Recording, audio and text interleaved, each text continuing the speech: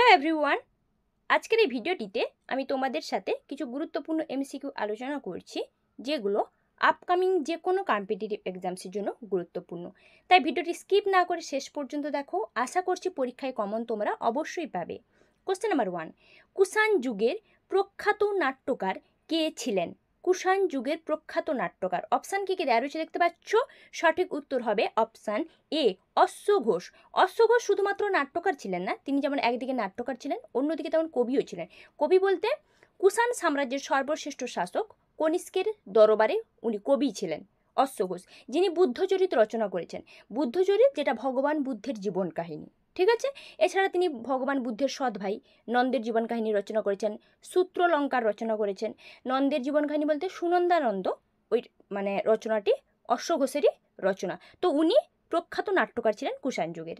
Next, পৃথিবী পৃষ্ঠে শিলার ভাঙন বা বিন্যাসকে কি বলা হয়? পৃথিবী পৃষ্ঠে বা ভূপৃষ্ঠে, ঠিক আছে। সঠিক উত্তর হবে অপশান বি, ওয়েদারিং, যেটাকে আমরা বলছি কি আবহবিকার, বাংলায় বলা হচ্ছে। আবহবিকার মূলত পৃথিবী পৃষ্ঠে শিলার ভাঙন এবং বিন্যাসের বা ওই যে খনিজ পদার্থ, শিলা ও খনিজ পদার্থগুলি যে দ্রবীভূত হওয়ার বর্ণনা দেয়।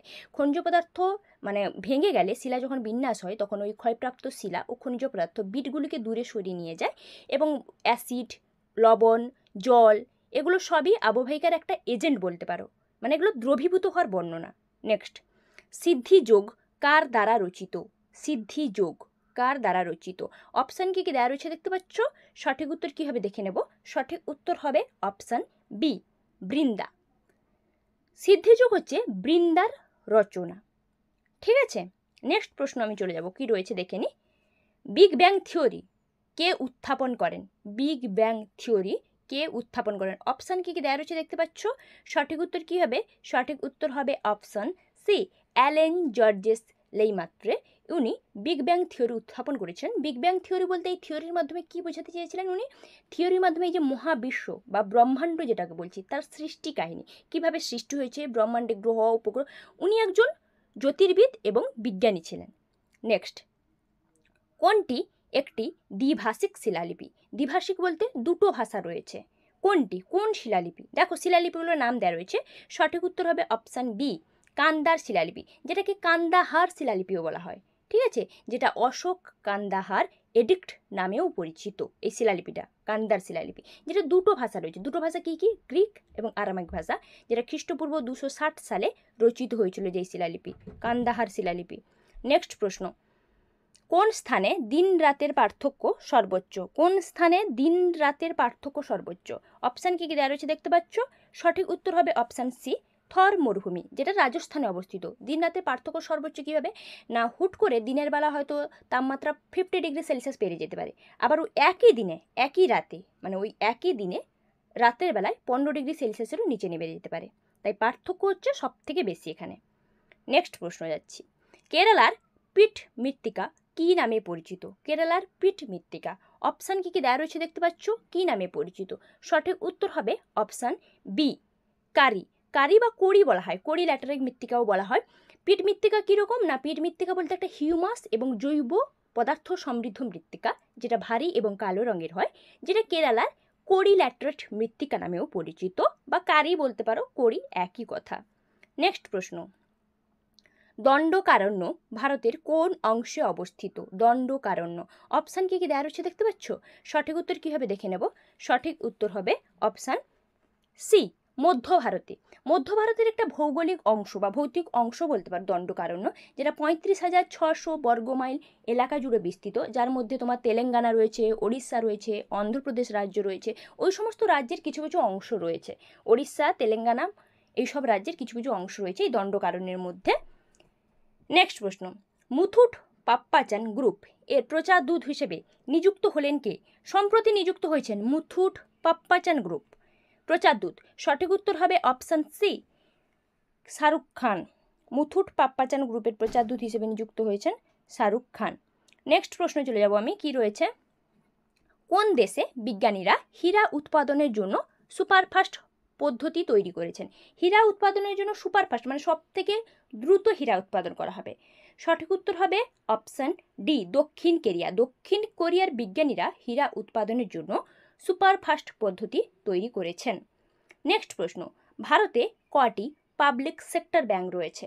পাবলিক সেক্টর ব্যাংক কটি রয়েছে ব্যাংকগুলোর মধ্যে? অপশান কী কী দেওয়া রয়েছে দেখতে পাচ্ছ। পাবলিক সেক্টর ব্যাংক কতগুলি? সঠিক উত্তর হবে অপশান এ 22টি। ভারতে 22টি পাবলিক সেক্টর ব্যাংক রয়েছে। নেক্সট প্রশ্ন, ভারতে এখন কারেন্ট মিনিমাম সেভিং রেট কত? কারেন্টের যে একটা মিনিমাম সেভিং রেট রয়েছে সেটা কত, মানে বিদ্যুতের একটা মিনিমাম সেভিং রেট? সঠিক উত্তর হবে অপশন সি 8.0%, দ্যাট ইজ 8%। ঠিক আছে, কারেন্টের মিনিমাম সেভিং রেট হচ্ছে 8%। নেক্সট প্রশ্ন, বাংলা ভাষায় প্রকাশিত প্রথম সংবাদপত্রের নাম কি? যেটা বাংলা ভাষায় প্রকাশ করা হয়েছিল প্রথম সংবাদপত্র। অপশান দেখো, সংবাদপত্রগুলোর নাম দেওয়া রয়েছে। সঠিক উত্তর হবে অপশান এ সমাচার দর্পণ, যেটা 1818 সালে শ্রীরামপুরে ব্যাপটিস্ট মিশনারি থেকে প্রথম প্রকাশিত হয়েছিল এবং এটা একটা সাপ্তাহিক পত্রিকা।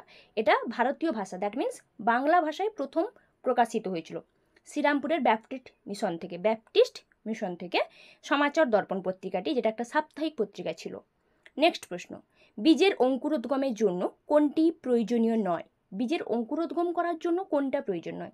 বীজ অঙ্কুরোদ্গম করে যখন, সঠিক উত্তর কী হবে? সঠিক উত্তর হবে অপশান সি সূর্যালোক। সূর্যালোক না হলেও বীজ বীজ অঙ্কুরিত হতে পারে। বীজের অঙ্কুরোদ্গম প্রক্রিয়া হয় সূর্যালোক ছাড়াও চলবে। নেক্সট প্রশ্ন, অ্যাসিড ও ক্ষারের মধ্যে হওয়া বিক্রিয়ার নাম হলো, অ্যাসিড আর ক্ষারের মধ্যে যে বিক্রিয়া সম্পন্ন হয় সেই বিক্রিয়াকে কি বলা হয়? সঠিক উত্তর কী হবে? সঠিক উত্তর হবে অপশান এ প্রশমন বিক্রিয়া। অ্যাসিড এবং ক্ষারের মধ্যে হওয়া বিক্রিয়াকে প্রশমন বিক্রিয়া বলা হয়ে থাকে। ঠিক আছে, প্রশমন বিক্রিয়া নামে পরিচিত, যেটা অ্যাসিড এবং ক্ষারের মধ্যে সংঘটিত একটি বিক্রিয়া, যেটা প্রশমন বিক্রিয়া নামে পরিচিত। ঠিক আছে, আচ্ছা নেক্সট প্রশ্ন আমি চলে যাব, কি রয়েছে আমি দেখে নিই। কোশ্চেন নাম্বার 15 হলো 16 প্রশ্ন। পর্যায় সারণীতে সোডিয়াম কোথায় অবস্থিত? সোডিয়াম, যাকে আমরা Na লিখে প্রকাশ করি, সোডিয়াম একটি মৌল, Na, এটা কোথায় অবস্থিত পর্যায় সারণীতে?